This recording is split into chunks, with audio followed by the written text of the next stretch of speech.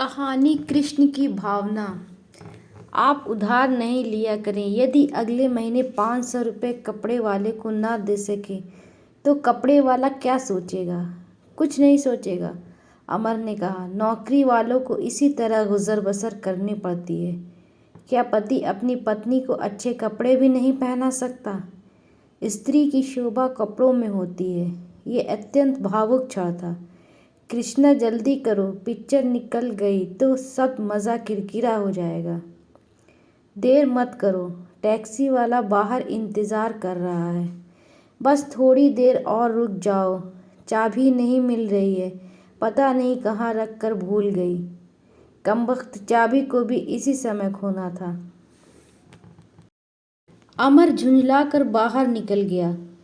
कृष्णा भी मन ही मन खींच रही थी। जब भी जल्दी होती उसे न जाने क्या हो जाता था, परंतु पहले तो उसके स्नायुतंत्र इतने कमज़ोर नहीं थे। ये सब पिछले कुछ महीनों से होने लगा था, जब से उसने घर की संपूर्ण जिम्मेदारियों का बोझ अपने सिर पर लिया था। तभी से वह असंतुलित सी हो गई थी। अचानक ही उसे माँजी की कमी का एहसास हुआ। वह उनके बारे में सोचने लगी। माँजी के व्यवहार को वह कितने गलत रूप में लेती थी। कदाचित उसने उनके स्नेहमयी स्वरूप को अंकुश का प्रतिबिंब समझा था। कृष्णा का सिनेमा देखने का उत्साह एकदम ठंडा पड़ गया। वह अपने आप में उलझ गई। उसके कानों में सिलाई मशीन की धड़धड़ की आवाज़ गूंजने लगी। माँजी घंटों तक मशीन पर काम करती रहती थी। कृष्णा की सोचने पर मजबूर होना पड़ा। अवश्य माँजी किसी न किसी बात पर नाराज़ थी। इससे पहले वे मामा जी के घर 3-4 दिनों से अधिक कभी नहीं ठहरी थीं, किंतु इस बार उन्हें पूरा 1 महीना गुजर गया था। कोई चिट्ठी पत्री भी नहीं भेजी उन्होंने। कृष्णा ने जब इस घर में दुल्हन के रूप में प्रवेश किया था, तब उसे महसूस ही नहीं होता था कि वह इस घर की गृहलक्ष्मी है। जैसा कि लोगों से उसने सुन रखा था कि मायके और ससुराल में अंतर होता है। मायके में माँ और ससुराल में सास पर नहीं। उसके व्यवहारिक अनुभव पर उपरोक्त कहावत तर्क संगत नहीं थी। माँजी के व्यवहार ने उसे यह एहसास करने का अवसर ही नहीं दिया था कि वह सास हैं। उनका व्यवहार तो उसकी सगी माँ से भी अधिक स्नेहमयी व गरिमायुक्त था। कृष्णा को अब समझ में आ रहा था। माँजी के विनोदी स्वभाव को उसने सदैव ही विपरीत अर्थों में जोड़ा था। उनका मजाक वह कटाक्ष समझती थी। घर के प्रत्येक कार्य में उनका ही सिक्का ठुका रहता था। यही तो खटकता था उसे। इसी बात को लेकर कृष्णा ने अपने आप को कुंठित कर लिया था। वह अकर्मण्य होकर थी। परिवार के किसी भी काम में वह रुचि नहीं लेती थी। बस 24 घंटे उसका मस्तिष्क खिन्नता से भरा रहता था। माँजी की कोई भी बात उसे हथौड़े की चोट की तरह लगती। उस दिन वह न जाने क्या निर्णय सोचकर बैठी थी मन में। शाम को अमर दफ्तर से लौटा था। महीने की पहली तारीख थी। उसकी जेब गर्म थी। पूरा वेतन उसने माँजी के हाथ पर रखते हुए कहा था, माँ, कल दूध वाला हिसाब मांग रहा था ना, आज चुकता कर देना। रतन से भी कह देना कि वह आज ही घर की ज़रूरत का सामान ले आए।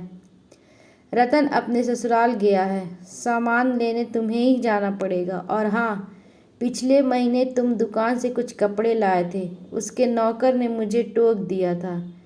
तुम आज ही उसके रुपए पहुंचा देना। अच्छा माँ, कहकर वह सीधा कृष्णा के कमरे में चला गया। कृष्णा के कान जैसे दीवार से चिपके थे। अमर के कदमों की आहट सुनकर वह झटपट फोटो एल्बम खोलकर बैठ गई और कृत्रिम व्यवस्था का नाटक करने लगी। अमर जरा जल्दी में था। उसने खुशी से झूमते हुए कृष्णा की कमर में चुटकी भर ली। रानी जी, इस रामायण को बंद करो और फटाफट खाना लगा दो। मुझे दोस्तों के साथ पिक्चर जाना है, बहुत जल्दी है। किंतु कृष्णा मन में कुछ और सोच कर बैठी थी। वो बोली, घर में सब्जी नहीं है, खाना बनाने में समय लग जाएगा। आज मैं भी अपने मायके साथ पिक्चर देखने चलती हूँ। खाना हम किसी होटल में खा लेंगे। होटल में? दिमाग तो ठीक है तुम्हारा। मेरे दोस्तों के बीच कर बैठ कर पिक्चर देखोगी तो क्या हुआ? क्या आपके दोस्त अपनी पत्नियों बाहर निकलने दो? अमर ने उसका रास्ता रोक लिया। कृष्णा, माँ के पास मत जाओ, मैं तुम्हें दोस्तों के साथ नहीं ले जा सकता। घर की मर्यादाओं का कुछ तो ख्याल करो। कृष्णा की आंखों में तलवार की धार से चमक उभर आई। वह तेज स्वर में बोली, आप मुझे जानवरों की तरह कैद करना चाहते हैं क्या? मैं इंसान नहीं हूँ क्या? मेरी भावनाएं नहीं हैं? मैं भी मनोरंजन करूँ, घूमने जाऊँ, खुली हवा में सांस ले सकूं। तुम्हें मना किसने किया है? दिन भर खाली रहती तो पिक्चर देखी जा सकती है और ना ही बाजार घूमा जा सकता है। आपको मेरी ज़रूरतों की चिंता ही कहाँ है?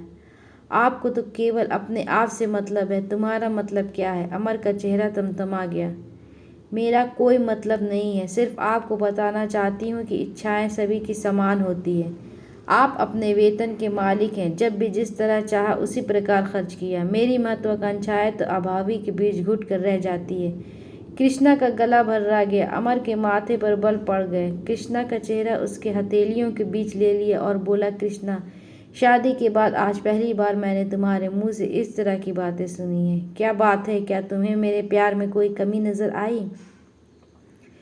तुम सुखी नहीं हो इस घर में? कृष्णा ने जवाब नहीं दिया। सिसकती हुई वह अपने कमरे में बंद हो गई। अमर किंतु में रह गया। उसे यकीन हो गया कि जरूर कृष्णा के मन में किसी ने जहर भरा है। अमर को खूब ध्यान था, उसने कभी भी कृष्णा की भावनाओं को ठेस पहुंचाने की कोशिश नहीं की थी, उसकी इच्छाओं का कभी भी दमन नहीं किया था। फिर भी उसके दिमाग में यह बात कैसे घर कर गई कि वह अपेक्षित है। उस दिन अमर पिक्चर देखने जरूर गया था, पर उसका मन नहीं लगा। रह रहकर उसके मस्तिष्क में सिर्फ कृष्णा के शब्द विस्फोट की तरह गूंजते रहे। सिनेमा से लौटने समय एक एक ही उसे विचार आया कि कृष्णा इसलिए तो परेशान नहीं है कि वह पूरा वेतन माँ को दे देता है। अपने वार्तालाप में कृष्णा ने उसके वेतन पर भी टिप्पणी की थी। दूसरे दिन अमर ने यह आभास भी नहीं होने दिया कि कल उनके बीच किसी भी प्रकार का विवाद हुआ था। उसने खुद ही बात को सामान्य करने के लिए, कृष्णा, कल की पिक्चर बहुत अच्छी थी, आज तुम्हें माँ के साथ देख आना। मेरा देखने का मूड नहीं है, कृष्णा ने रूखा सा उत्तर दिया। कल तुम खुद ही चाह रही थी, आज मैं कह रहा हूँ तो इनकार कर रही हो। समझ नहीं आता कि तुम चाहती क्या हो। अमर झल्ला गया। आप व्यर्थ ही परेशान हो रहे हैं, मेरा सचमुच मूड नहीं है। पिक्चर में पैसे बेकार चले जाएंगे, इन रुपयों से घर का कुछ सामान आ जाएगा। कृष्णा ने जिस ढंग से कटाक्ष किया था उस पर अमर तिलमिला गया। उसने कहा, कुछ नहीं, शांत ही रहा। बात आगे बढ़कर वह घर में वातावरण को अशांत करना नहीं चाहता था। अमर दफ्तर चला जाता तो घर की व्यवस्था मांझी को ही संभालनी पड़ती थी। कभी घर में तेल नहीं तो कभी लकड़ी। मांझी तत्काल बाजार जाती और आवश्यकताओं की पूर्ति करती। यही कारण था कि अमर पूरी तनख्वाह मांझी को थमा देता था। मांझी भी पूरा पैसा ताले में बंद नहीं रखती थी। उनके घर में एक ही अलमारी थी, पूरा वेतन उनकी खुली अलमारी में रखा रहता था। मांझी ने कृष्णा से भी कहकर रखा था कि उसे पैसों की आवश्यकता पड़े तो अलमारी में से ले लेने, उसके पूछने की आवश्यकता नहीं है। पर कृष्णा के मन में अलग ही धारणा थी। उसका सोचना था कि पैसों की जिम्मेदारी तो मांझी को सौंपी गई है। अलमारी में हाथ डालकर वह अपने स्वाभिमान को कलंकित करना नहीं चाहती थी। कृष्णा के इस व्यवहारिक स्वाभिमान की तरफ अमन का ख्याल ही नहीं गया था। वह तो उसके इस मौन को उसके व्यवहार का हिस्सा समझता था। किंतु शुरू में ऐसा भी नहीं था। जब कृष्णा नई नई ब्याह कर इस घर में आई थी तब वह अक्सर प्रसन्न थी। कृष्णा को कहानियां कहने का शौक था। अमर देर रात तक बिस्तर पर उसकी प्रतीक्षा करता रहता था और वह मांझी को कहानियां सुनाती रहती थी। मगर धीरे धीरे यह प्रसन्नता गायब हो चली गई। उसका ध्यान कठोर गंभीरता ने ले लिया। यह गंभीरता किसी कुंठा से उत्पन्न हुई थी। इस बात को अमर बहुत देर से समझ सका। अगले दिन मामा जी का पत्र आया था। वे बीमार थे और माँ जी को जल्दी बुलाया था। अमर ने माँ से कहा भी था कि वह एक दिन का छुट्टी लेकर उन्हें मामा जी के यहाँ छोड़ आएगा, लेकिन माँ जी ने मना कर दिया था। कहा, बहू को अकेला छोड़कर जाएगा? मैं तो चली जाऊंगी, स्टेशन के पास ही तो उनका घर है, तुम मुझे गाड़ी में बैठा देना बस। अमर कुछ न कह सका। उसे कहाँ पता था कि माँ जी ने उसके और कृष्णा के बीच उत्पन्न विवाद को सुन लिया था। उसी दिन से उन्होंने एक विचित्र सी खामोशी इख्तियार कर ली थी। मामा जी का पत्र पाकर उनकी भाव मुद्रा बदली थी। वे उसी दिन ट्रेन से चली गई थी। तब से अब तक उनके बारे में आने की कोई सूचना नहीं मिली थी और ना ही उन्होंने पत्र डाला था। वह तो एक दिन अमर ने ही दफ्तर से मामा जी के यहाँ फ़ोन किया था। मामा जी ने स्पष्ट कह दिया था कि उनकी बीमारी लंबी है, वे बहन को इतनी जल्दी नहीं भेज सकते। मामा जी की अनुपस्थिति में घर के सारे कार्य कृष्णा के सिर पर आ पड़े। माँ जी के रहते उसे मुश्किल से खाना बनाना पड़ता था। खाना खाने के बाद उसका बाकी समय बिस्तर पर गुजरता था। वह कुछ न कुछ पढ़ती ही रहती थी, परंतु अब तो काम की व्यवस्था से समय निकालना असंभव प्रतीत होता था। अगले माह अमर ने पूरा वेतन कृष्णा की हथेली पर रखते हुए कहा था, सामान की लिस्ट बनाकर रतन को दे देना। तुम्हें अपना कुछ खरीदना हो तो शाम को मेरे साथ चलना। कृष्णा की खुशी का ठिकाना ही नहीं था। शादी के बाद पहली बार उसने अपने हाथ पर 6,000 रुपये देखे थे। इन रुपयों पर उसका अपना अधिकार था, वह अपने अनुसार इन्हें खर्च करेगी। रुपयों को उसने कई बार गिना, हर बार उसे कम ज़्यादा गिनती प्रतीत होती थी। कृष्णा ने ज़रूरी सामान की लिस्ट बना ली। कुछ रुपए उस पिछले उधार वालों को भी देने थे। कुछ हिसाब जोड़ा तो खुशी पहले की अपेक्षा कम होती गई थी। कुल हिसाब को चुकता करने के पश्चात उसके हाथ में मुश्किल से 300 रुपये बचते थे। कृष्णा सोच में डूब गई। मात्र 300 रुपये बचेंगे, इसमें पूरे महीने की सब्जी के अलावा आकस्मिक काम भी पड़ जाते हैं। ऊपर से अमर इसे इच्छित वस्तुएं खरीदने के लिए बाजार ले जाने वाले थे। यदि आज ही इच्छित वस्तुएं खरीद ली गई तो पहाड़ सा महीना कैसे गुजरेगा। पहली बार उसके दिमाग में बात आई। वह तो शुरू से ही न जाने क्या क्या सोचे बैठी थी। पति के वेतन से वह सारी अभिलाषाओं की पूर्ति करेगी। बड़े ऊंचे सपने थे उसके। यौवन की दहलीज पर कदम रखते ही उसकी महत्वाकांक्षाएं बढ़ गई थी। अपने अभावों की पूर्ति उसने पति के घर से पूरी करने की कल्पना की थी, परंतु अब प्रतीत हो रहा था कि कल्पनाएं मात्र कल्पनाएं करने के लिए ही होती हैं। कृष्णा ने अपने पिता और पति के साथ बिताए जीवन का तुलनात्मक अध्ययन किया तो पाया कि उसने पति के घर पर वह सब कुछ तो पाया ही था जो व्यक्ति के जीवन की प्राथमिक आवश्यकताएं होती हैं। रोटी, कपड़ा, मकान और पति का प्यार। पर उसकी कल्पना की उड़ान तो बहुत ऊंची थी। उड़ान भरकर वह 7 समंदर पार करना चाहती थी, पर उसे यह कहाँ पता था कि ऊंची उड़ान भरने वाले बाज बहुत कम ही पृथ्वी पर लौटते हैं। अब तो कृष्णा एक ही महीने में धरातल ऊपर उतर आई थी। आज अमर ने पिक्चर जाने का प्रोग्राम बना लिया था, किंतु कृष्णा घर के ताले की चाबी ही कहीं भूल गई थी और जब चाबी मिली तब टैक्सी वाला जा चुका था। पिक्चर का समय भी निकल चुका था, इसलिए मेला घूमने की योजना बना ली। दोनों पैदल ही घर से निकले। टैक्सी का ख्याल भी निकल गया। बाजार से गुजरते हुए अमर ने कहा, कृष्णा अपना सामान तुम यहीं से खरीद लो, मेरे की चीज़ें अधिक टिकाऊ नहीं होती। क्या मिलता है इस बाजार में तुम्हारे लिए? कृष्णा साड़ी देखते हुए बोली, केवल 300 रुपये हैं। सिर्फ 300 रुपये? इतने रुपये तो मेले में ही खर्च हो जाएंगे। तुम्हें 700-800 रुपये तो लाने चाहिए थे। 700-800 रुपये के कपड़े खरीद लेंगे तो महीने का खर्च कैसे चलेगा? कृष्णा ने पहली बार समझदारी की बात की। खर्चा तो चलता ही रहता है, इसका अर्थ यह तो नहीं कि कपड़े ही ना खरीदे जाए। तुम मेरे साथ आओ, मैं बताता हूँ कि महीना कैसे चलता है।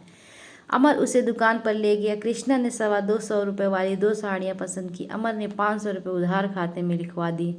मेला पहुंचने पर कृष्णा ने कहा, आप उधार नहीं लिया करें। यदि अगले महीने 500 रुपये कपड़े वाले को ना दे सके तो कपड़े वाले क्या सोचेगा? कुछ नहीं सोचेगा, अमर ने कहा।